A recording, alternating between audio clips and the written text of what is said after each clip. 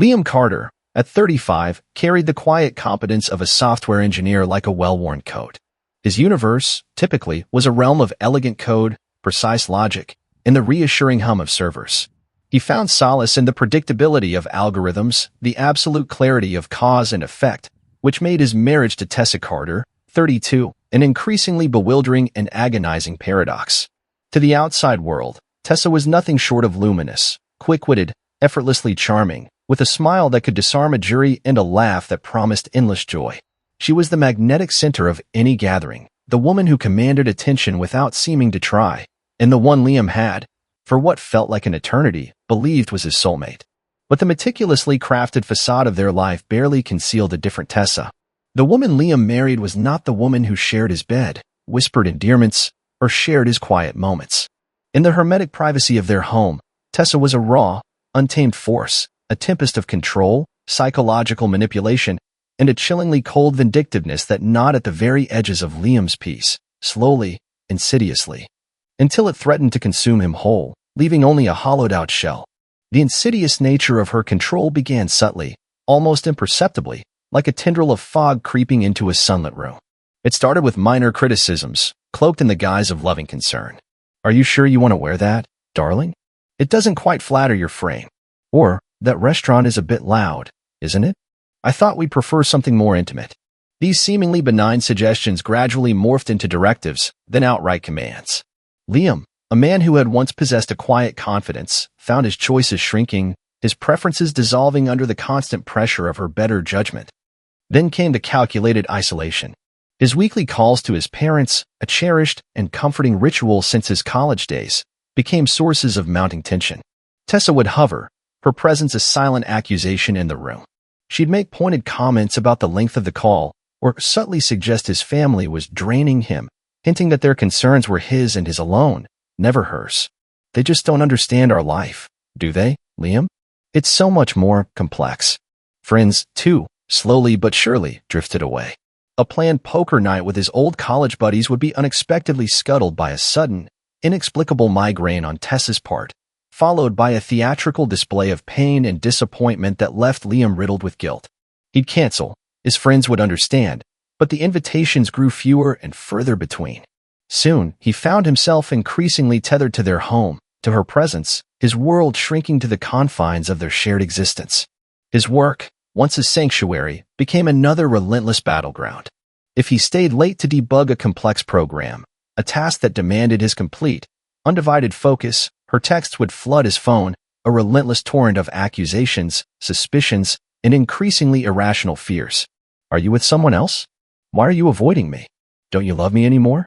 A simple, polite smile exchanged with a waitress at his usual coffee shop could trigger an hour-long interrogation upon his return home, culminating in dramatic tears and declarations of profound betrayal. Liam, a man who recoiled from conflict with every fiber of his being, found himself constantly walking on eggshells, trying to anticipate her moods, to appease the insatiable maw of her insecurities. It was a dance of appeasement he was forever losing. The emotional abuse escalated with alarming regularity, becoming Tessa's preferred, insidious weapon. Gaslighting became her masterstroke. He would recall a specific conversation, a clear promise, a blatant lie she had uttered just days before, and she would deny it with such conviction, such feigned innocence, that Liam began to doubt his own memory, his own sanity. "I never said that, Liam. You're imagining things. Are you feeling okay? You seem confused, lately." He'd find himself apologizing for things he hadn't done, for feelings she claimed he had, for thoughts he didn't think. His grasp on reality felt tenuous, the world beginning to feel tilted, his perception blurred by her constant, relentless reframing of events. He'd lie awake at night, replaying conversations, trying to piece together the truth, only to descend deeper into a fog of self-doubt. Was he losing his mind? Was he truly the flawed, unstable person she painted him to be? Then came the physical manifestations of her rage, minor at first, but terrifying in their implications, a chilling precursor of the violence that lurked beneath her polished surface. One evening, during an argument about a trivial matter, the precise placement of a throw pillow on the sofa, if he remembered correctly, Tessa's eyes blazed with an intensity he'd never seen before, a cold, predatory fire. Her voice, usually so melodious and charming, became a guttural snarl, a sound that made the hairs on his arms prickle. With a sudden, violent motion, she picked up a heavy, ornate ceramic lamp from the side table and hurled it across the room. It shattered against the opposite wall with a deafening, sickening crash, porcelain shards scattering like shrapnel, glinting malevolently in the dim light. Liam froze, heart pounding against his ribs like a trapped bird. Before he could even process the shock, her face crumpled. Tears, instant and voluminous, streamed down her cheeks. Her body convulsed with what appeared to be uncontrollable sobs. You scare me, Liam," she choked out, collapsing onto the floor, clutching her chest. "You make me so afraid. Look what you made me do." He stood there, amidst the debris, utterly bewildered, the victim of her outburst now painted, inexplicably, as the aggressor. In a dizzying, sickening reversal, he found himself comforting her, apologizing for his supposed anger, for his intimidating presence. The absurdity of it was almost comical if it weren't so soul-crushing. It was after the lamp incident that something deep within Liam shifted. The man who had always preferred peace over conflict, who had instinctively retreated from confrontation, realized with a cold, clear dread that peace was no longer an option. He was in a war, a silent, psychological war that had escalated into outright emotional and now physical aggression, and he was undeniably, catastrophically losing. His technical mind, accustomed to problem-solving, to finding logical solutions for complex systems, began to seek a way out, a path to restore some semblance of balance and sanity to his increasingly chaotic and dangerous existence. He needed proof.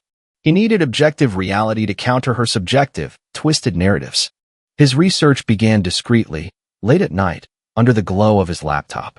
He delved into the world of hidden cameras, long-term audio recorders, and secure data storage solutions.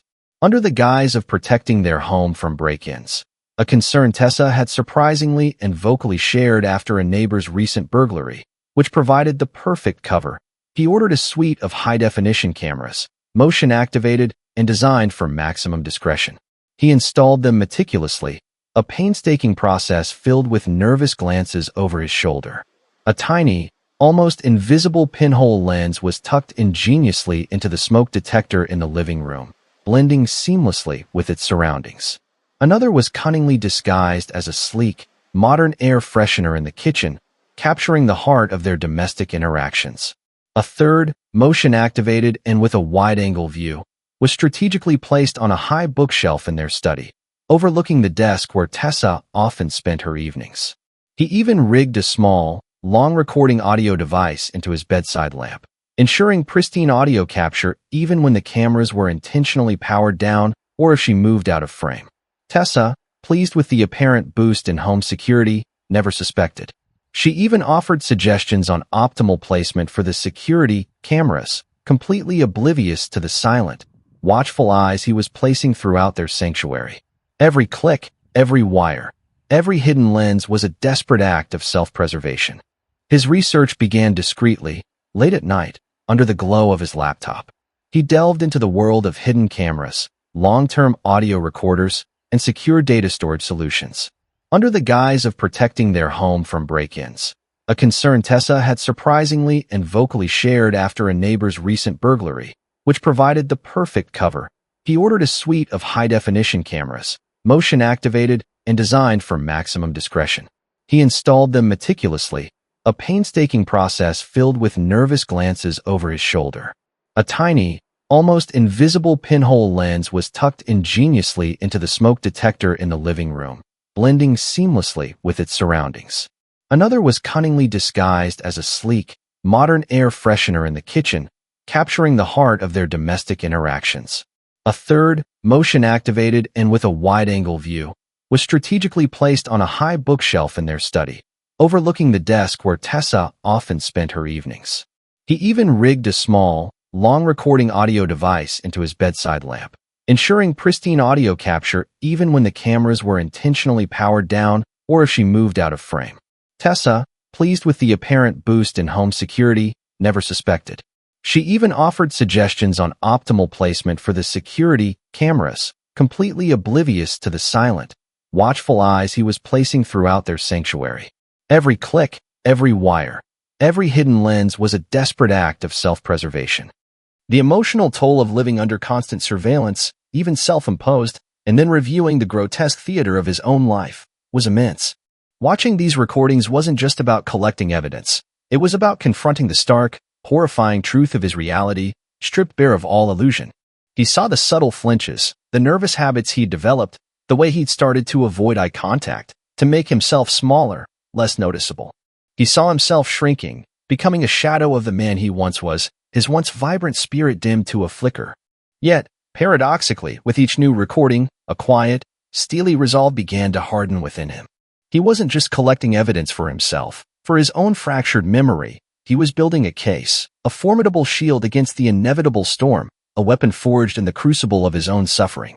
He backed up the files obsessively, encrypting them with multiple layers of security, storing them on multiple cloud servers and physical hard drives, knowing with absolute certainty that these digital ghosts, these irrefutable truths, were his only path to true liberation. He felt a grim satisfaction, a sense of grim purpose he hadn't known in years. The breaking point arrived with a brutal, almost theatrical precision, on a Tuesday morning that felt, in hindsight, too perfectly orchestrated to be random.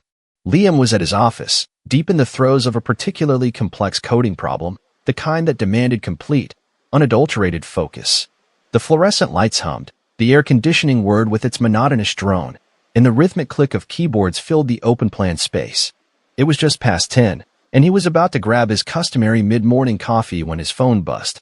It was an internal call, the HR department's extension flashing on the screen. "Liam, could you come down to the conference room? It's urgent." The voice on the other end, belonging to Ms. Jenkins, the HR manager, was stiff, formal, devoid of her usual pleasantries. A cold dread, heavy and metallic, seeping into his bones, chilling him to the core. He knew, instinctively, that something terrible had happened. He walked down the corridor, the carpet feeling unnaturally soft beneath his feet. Colleagues, usually quick with a nod or a brief greeting, seemed to suddenly avert their gaze, their faces carefully neutral, or worse, etched with a fleeting expression of pity. He pushed open the conference room door, the heavy wood swinging silently inward, to find Ms. Jenkins, a woman known for her placid demeanor and unshakable professionalism, looking unusually grim. Her eyes, usually kind, were clouded with a mixture of concern and something akin to accusation. Across the polished mahogany table sat Tessa, and that's when Liam saw them. Bruises, purple and yellow, stark and angry against the pale skin of her arms, blossoming vividly on her neck, peeking out from beneath the collar of her blouse. Her hair, usually so impeccably styled, was disheveled, falling across her face in artful disarray. Her eyes were swollen and red, as if she'd been crying for hours, a picture of profound devastation. And then, as she subtly shifted, he saw it, a flicker in her eyes, a micro-expression of triumphant malice, quickly masked by a fresh welling of tears that seemed to materialize on command. The performance was flawless. "Liam," Ms. Jenkins began, her voice carefully modulated, betraying no emotion, "Tessa has come to us with a very serious accusation." "Liam, could you come down to the conference room? It's urgent." The voice on the other end, belonging to Ms. Jenkins, the HR manager, was stiff, formal, devoid of her usual pleasantries. A cold dread, heavy and metallic, seeping into his bones, chilling him to the core. He knew, instinctively, that something terrible had happened. He walked down the corridor, the carpet feeling unnaturally soft beneath his feet. Colleagues, usually quick with a nod or a brief greeting, seemed to suddenly avert their gaze, their faces carefully neutral, or worse, etched with a fleeting expression of pity. He pushed open the conference room door, the heavy-wood swinging silently inward, to find Ms. Jenkins, a woman known for her placid demeanor and unshakable professionalism, looking unusually grim. Her eyes, usually kind, were clouded with a mixture of concern and something akin to accusation. Across the polished mahogany table sat Tessa, and that's when Liam saw them. Bruises, purple and yellow, stark and angry against the pale skin of her arms, blossoming vividly on her neck, peeking out from beneath the collar of her blouse. Her hair, usually so impeccably styled, was disheveled, falling across her face in artful disarray. Her eyes were swollen and red, as if she'd been crying for hours, a picture of profound devastation. And then, as she subtly shifted, he saw it, a flicker in her eyes, a micro-expression of triumphant malice, quickly masked by a fresh welling of tears that seemed to materialize on command. The performance was flawless.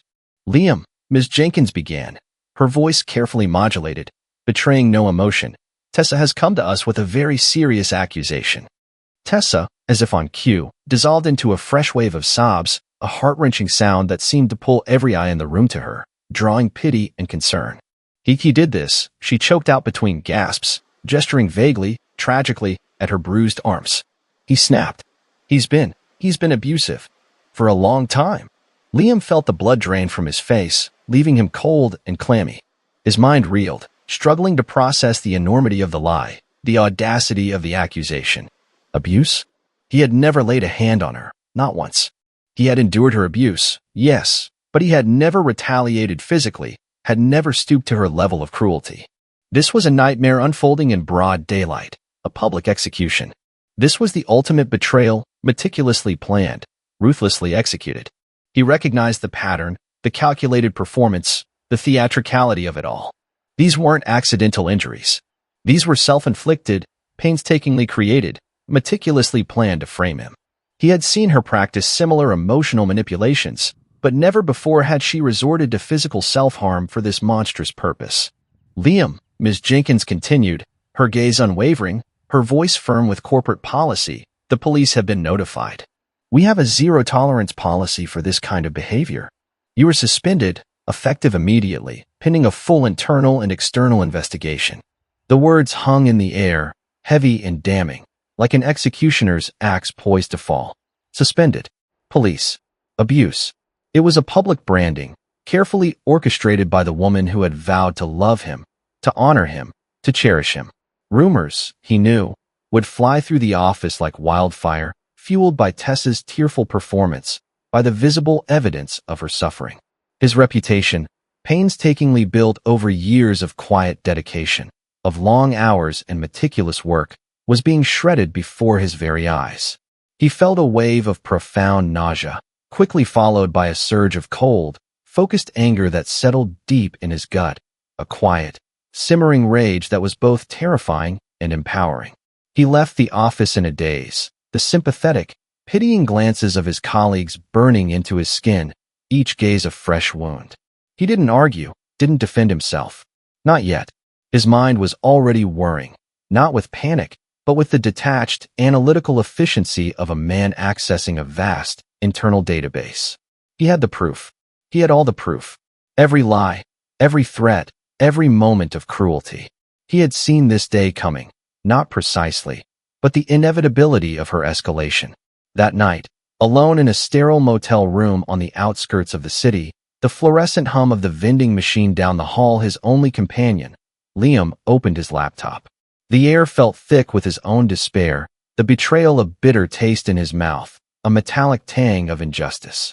He stared at the folders on his desktop, each one meticulously labeled with dates and times, a chilling digital diary. Hours of his life, compressed into digital files. Hours of her venom, her lies, her calculated cruelty. He felt a profound weariness, but beneath it, a current of grim determination. He took a deep, shaky breath, the chill from the motel's over-efficient air conditioning doing little to cool the fire in his veins. He didn't hesitate. He connected to the motel's shaky Wi-Fi and started the upload. Terabytes of data, gigabyte by gigabyte, streaming through the unreliable connection, making its slow, deliberate journey to a secure, private server he had configured months ago for precisely this purpose. He watched the progress bar inch forward, agonizingly slow, a digital countdown to his liberation, to the moment he would turn the tables. Each percentage point climbing was a step closer to freedom, a repudiation of her narrative. He knew he couldn't simply release the footage into the wild, not yet. It needed proper handling, official channels, the legitimacy that only law enforcement could provide. It needed someone who would understand the gravity of what he possessed, someone who would see through Tessa's elaborate charade and not dismiss him as a panicked, guilty man.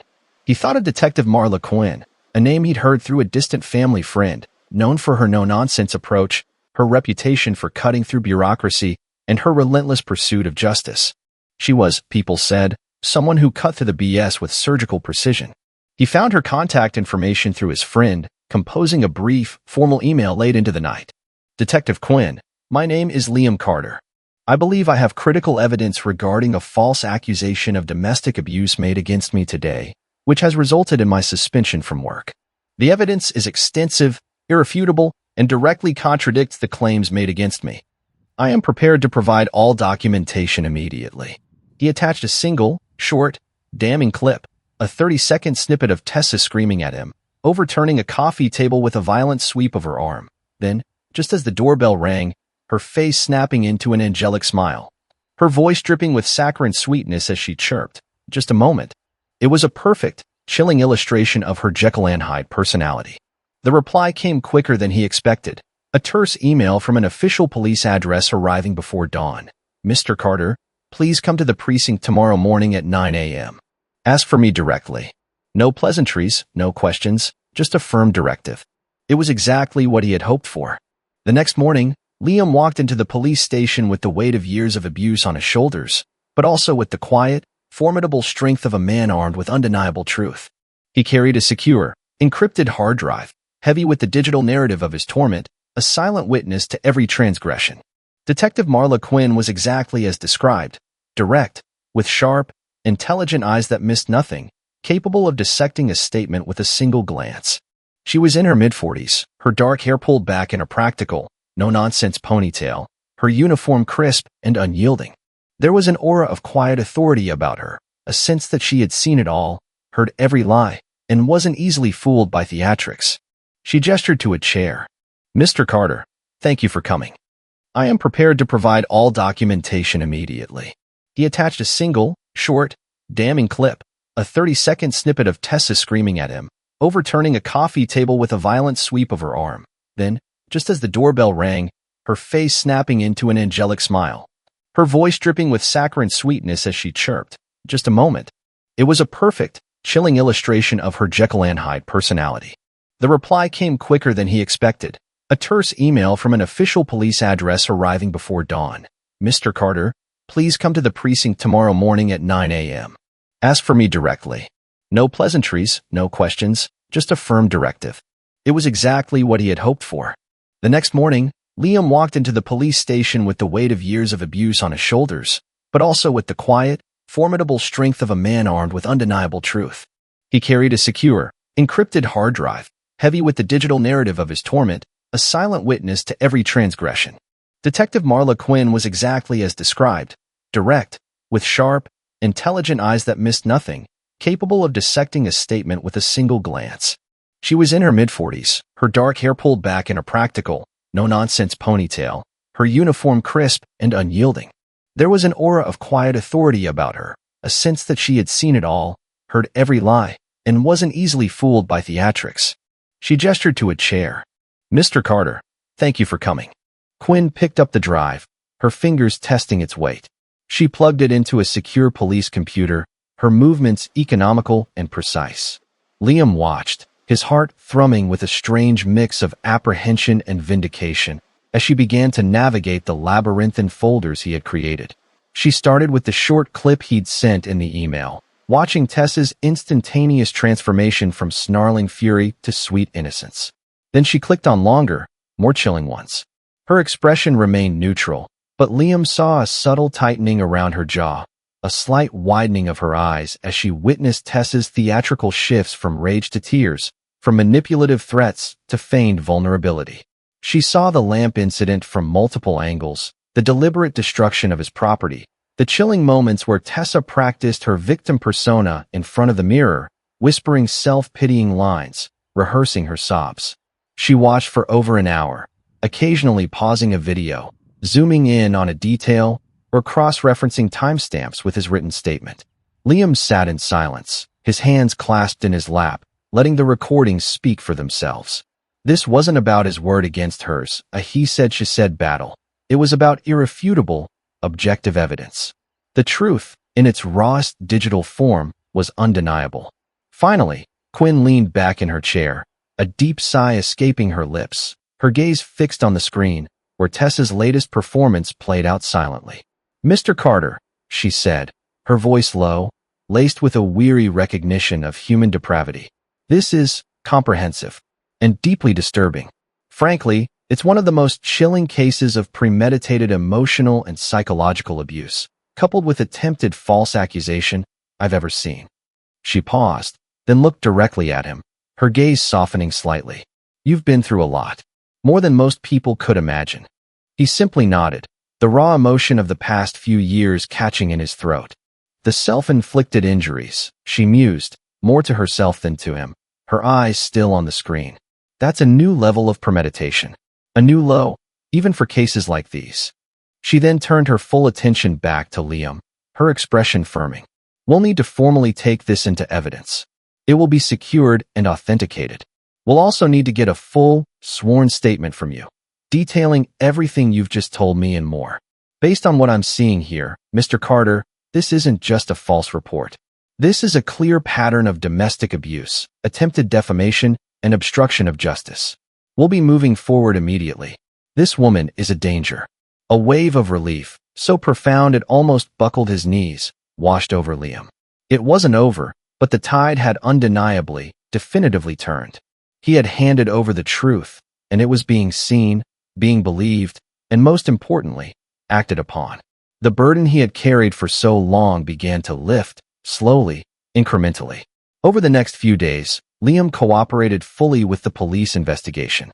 He provided his detailed, sworn statement, a harrowing chronological account of years of abuse.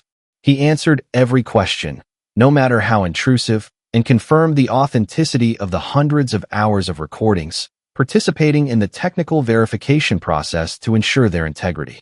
He learned that Tessa had indeed filed a formal police report, complete with a tearful, Oscar-worthy interview at the station and a detailed, utterly fabricated account of his alleged violence, culminating in the Tuesday morning incident. She had even provided photos of her freshly injured arms and neck, oblivious to the fact that his recordings showed her meticulously creating those very bruises just hours before she walked into his office. The irony was bitter, yet satisfying. The HR investigation at his company, which had felt like a suffocating cloud, was quickly and quietly resolved. Once Ms. Jenkins received official notification from Detective Quinn regarding the nature of the evidence, and a brief, authorized viewing of some of the most damning clips, Liam's suspension was immediately lifted. He was fully cleared, his name unequivocally restored. The whispers and rumors that had flown through the office like poison darts now started to dissipate, replaced by hushed murmurs of confusion.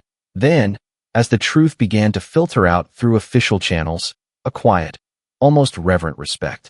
His colleagues, initially hesitant, now offered tentative apologies, their faces a mix of shame for their initial judgment and awe at his ordeal. The hammer fell on Friday afternoon, exactly 3 days after Tessa's accusation. Liam was at home, trying to process the rapid turn of events, when he received a brief call from Detective Quinn. Mr. Carter, Tessa Carter has been arrested. The charges were serious, reflecting the gravity of her actions, filing a false police report, multiple counts of domestic abuse, and defamation of character. The news, at first a local blip on the evening news and regional online forums, soon exploded, rocketing into national headlines. The police, following proper procedure and public interest protocols, released a brief but pointed statement confirming the arrest and the nature of the compelling video evidence that led to it. While careful not to violate privacy with explicit details, the statement was clear enough for the media, ever hungry for sensation, to connect the dots and unleash the full force of their investigative reporting. And then, the videos. Liam hadn't released them to the public directly. He understood the legal and ethical ramifications. But once they were formally introduced as evidence in the official police file, once the story of Tessa's arrest broke and gained national traction, the media, driven by the sensational nature of the case and the public's insatiable appetite for drama, acquired snippets through legitimate, albeit persistent, legal means. A 30-second clip of Tessa's rage-to-tears transformation, her face contorting from a mask of fury to a picture of heartbreaking vulnerability in less than 5 seconds, went viral, igniting a firestorm of disbelief and outrage. Then a minute-long segment of her calmly, methodically destroying their living room, overturning furniture and smashing decorative items, all while muttering threats, followed by her carefully arranging her hair and wiping away non-existent tears when the camera panned to her face. But it was the truly damning footage that sealed her fate in the court of public opinion. The clip of her methodically pinching, scratching, and hitting her own arms, creating the angry purple bruises she would later blame on Liam, followed by her practicing her tearful accusation in front of a mirror, perfecting her pained expressions, rehearsing her sobs.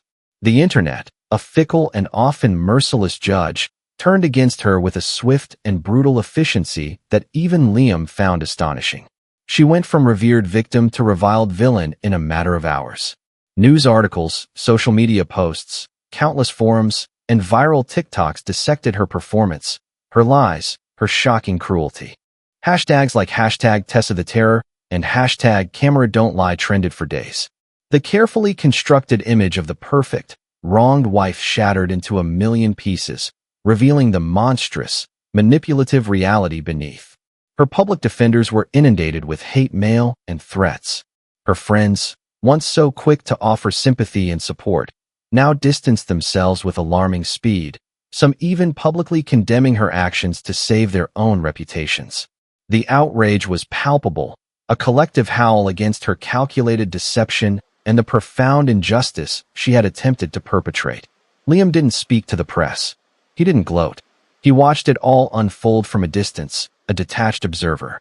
He saw the headlines, the trending topics, the furious comments, the occasional misguided defense of Tessa that was quickly drowned out by the overwhelming tide of condemnation. He felt no satisfaction from her public humiliation, no schadenfreude from her downfall, only a quiet, weary sense of justice being served, a profound relief that the truth had finally prevailed. The revenge, if one could call it that, wasn't about making her suffer or witnessing her public crucifixion. It was about reclaiming his life, his name, his peace. It was about survival. He returned to work, quietly, humbly. His colleagues, once hesitant and awkwardly silent, now approached him with genuine concern, with quiet apologies for their initial assumptions, and with open admiration for his stoicism, for his quiet strength in the face of such adversity. He resumed his projects, his focus sharper, his mind unburdened by the constant anxiety that had plagued him for years. The creative spark, dulled by Tessa's constant draining presence, slowly began to rekindle. He moved out of the sterile motel, found a quiet, sun-drenched apartment on the outskirts of the city. It was smaller, simpler, filled with only his necessities, purged of any lingering ghost of Tessa's influence. There were no cameras in this new space, no hidden lenses, no silent observers capturing his every move. He no longer needed them. The threat was gone. The shadows that had darkened his world for so long had finally receded, replaced by the soft glow of genuine, unburdened peace. He began to sleep through the night again, a luxury he hadn't known in years. The divorce proceedings were straightforward, almost anticlimactic. With the overwhelming weight of the video evidence against her, Tessa's legal team had little ground to stand on. Her attempts to portray herself as a victim or to discredit the footage were easily dismissed by the judge. The settlement was minimal, reflecting her culpability, and Liam gained full control of their shared assets, which, ironically, included the very house where her abuse had been so meticulously documented. He sold it without a second thought, not out of spite, but to sever the last physical ties to a painful, suffocating chapter of his life. The sale allowed him to make a clean break, financially and emotionally. Months passed. The public frenzy around Tessa's case eventually subsided, as all internet sensations do, replaced by the next sensational story, the next fleeting outrage. She was convicted, receiving a sentence that reflected the severity of her crimes, not just the false report, but the pattern of domestic abuse and defamation, though Liam never followed the specifics of her incarceration. He had closed that chapter, locked it away in the deepest recesses of his past, and thrown away the key. His focus was on the future, on rebuilding, on simply being. He started dating again, slowly, cautiously, testing the waters of intimacy with a newfound discernment. He found himself drawn to quiet, authentic individuals, people whose kindness was genuine, whose emotions were transparent, whose words matched their actions. He learned to trust again, to allow himself to be vulnerable, but also, crucially, to recognize red flags early, to listen to that quiet inner voice that had been silenced for so long. The experience had scarred him, leaving indelible marks on his psyche, but it had also forged him, made him resilient, wise, and profoundly appreciative of true peace. One evening, Emma Hart, his co-worker and closest friend, who had been a silent pillar of unwavering support throughout his ordeal, joined him for dinner at a quiet, unassuming bistro. She had known the intimate details, had seen him through the worst of it, had simply been there without judgment. "Do you ever miss her, Liam?" she asked, her voice soft, tentative, as if fearing the answer, perhaps even fearing the possibility that he might. He paused, swirling the ice in his glass, the clinking sound a gentle rhythm against the quiet hum of conversation around them. He thought of the Tessa he had first fallen for, the charming, witty woman who had promised him forever. He thought of the illusion, so painstakingly crafted, and then of the horrifying, twisted reality beneath. He thought of the years of walking on eggshells, the constant anxiety, the slow erosion of his spirit. He looked at Emma, a small, genuine smile touching his lips, a smile that finally reached his eyes. "Not her," he said, his voice calm, clear, and utterly free, unburdened by bitterness or regret. "Just the peace I thought I had, before all of this." He took a slow, deliberate sip of water, a quiet sense of triumph settling over him, not triumphant over her downfall, but triumphant in his own liberation. "Now," he concluded, his gaze drifting to the window, to the tranquil city lights reflecting in the glass, each one a tiny beacon of calm, "I have it for real. And that's enough." The hum of his new apartment, a few hours later, was a symphony of true calm. No hidden microphones, no blinking lights of surveillance, no chilling secrets lurking in the shadows. Just the ambient sounds of a life reclaimed, a spirit unburdened. He was free. And that, he realized, was the only revenge he ever truly needed. His life, finally, was his own. He picked up a book, the words on the page clear and unclouded, and for the first time in a very long time, he felt truly, completely at peace.